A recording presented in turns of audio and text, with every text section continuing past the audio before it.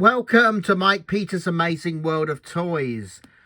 This time we're going to talk about DINKY SUPERTOYS 751, the masterpiece of the mass-produced toy maker's art. It is absolutely stunning, isn't it? Well, yeah, let's look into it. It's from 1949, and before we go any further, I'd like to read from Meccano Magazine's July 1949 issue. It says, "It is a very handsome miniature lawnmower with roller drive.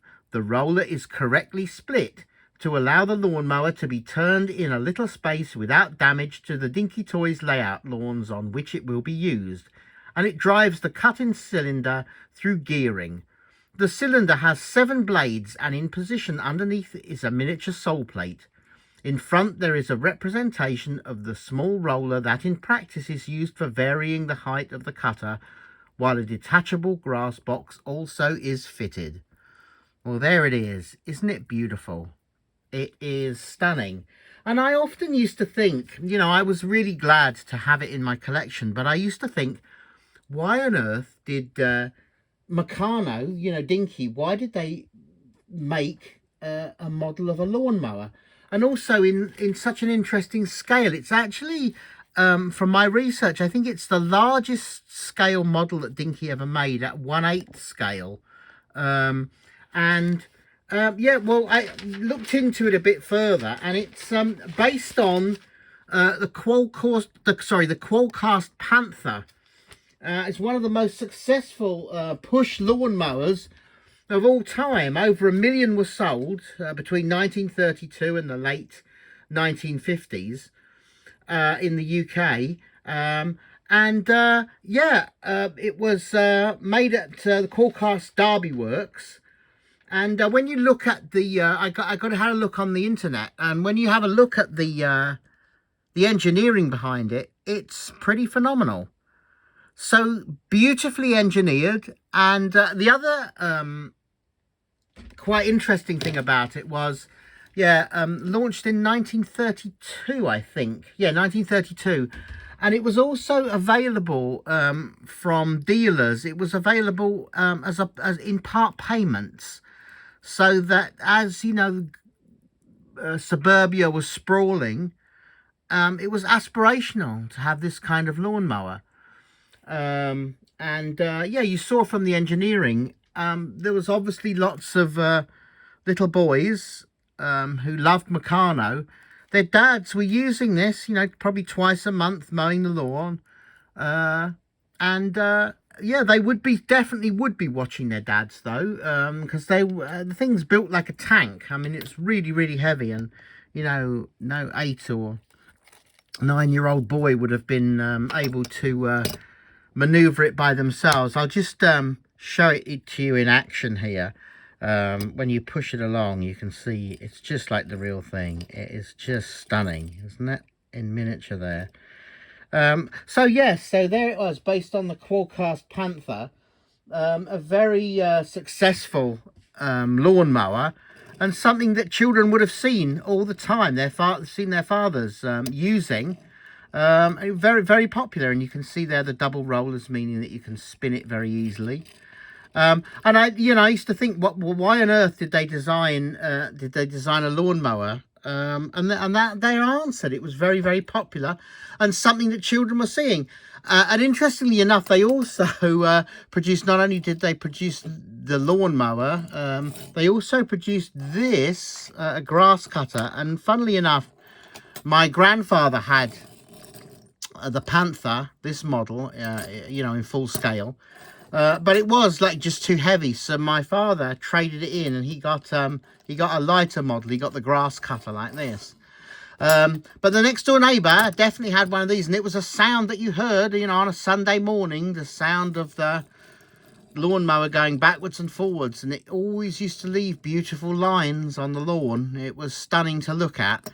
Until it was in the 1980s, my father traded his small grass cutter in for a hover mower, and you know, then the world was never the same after that. Sunday mornings then forever, you would hear the whir of the hover mower. But yeah, very beautiful model.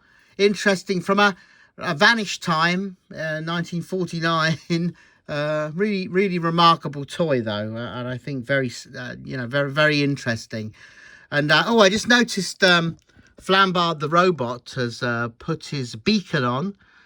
So that can only mean one thing. It's time for Collector's Corner. And this week, you know, I really wanted to talk about really one thing which is so important, I think, now to so many collectors, especially of Lego, and that is batteries. I was filming this very special bus, 1/50th scale Dinky limited edition last Route Master, and it's special for me also because it was the last toy that my mum bought me before she passed away. Yeah, it's from she bought it, I know, in 2012, because the receipt, I kept the receipt in the box.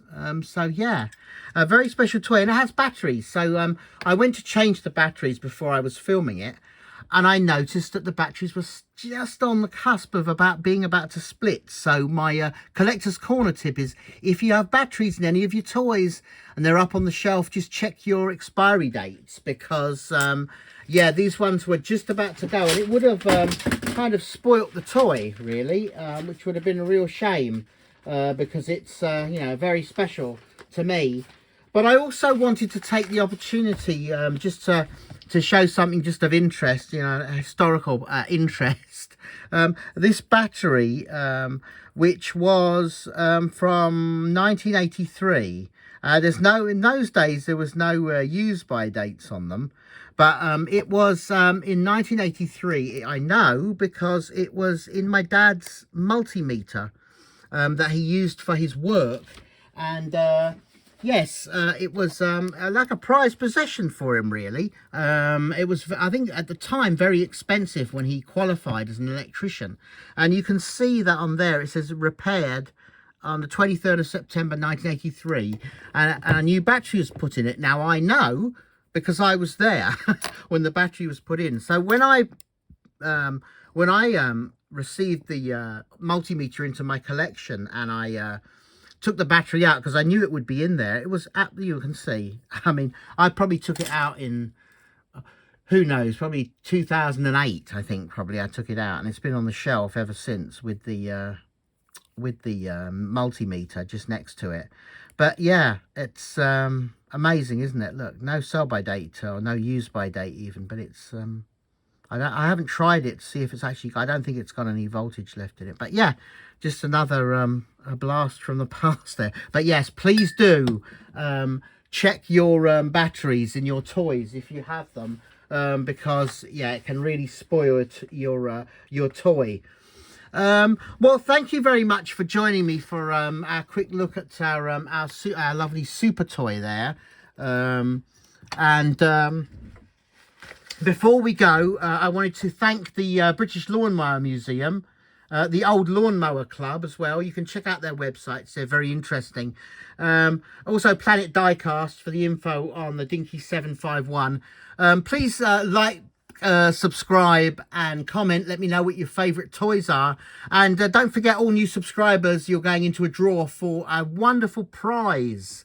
You can check out my last video to see what that is. Okay, thanks very much for joining me on Mike Peters' Amazing World of Toys. I hope to see you soon. Be safe and keep collecting your toys. Just before you go, I just show you that special bus. Yeah, I told you it was special. Yeah, it's really special. Okay, take care, and I'll see you next time.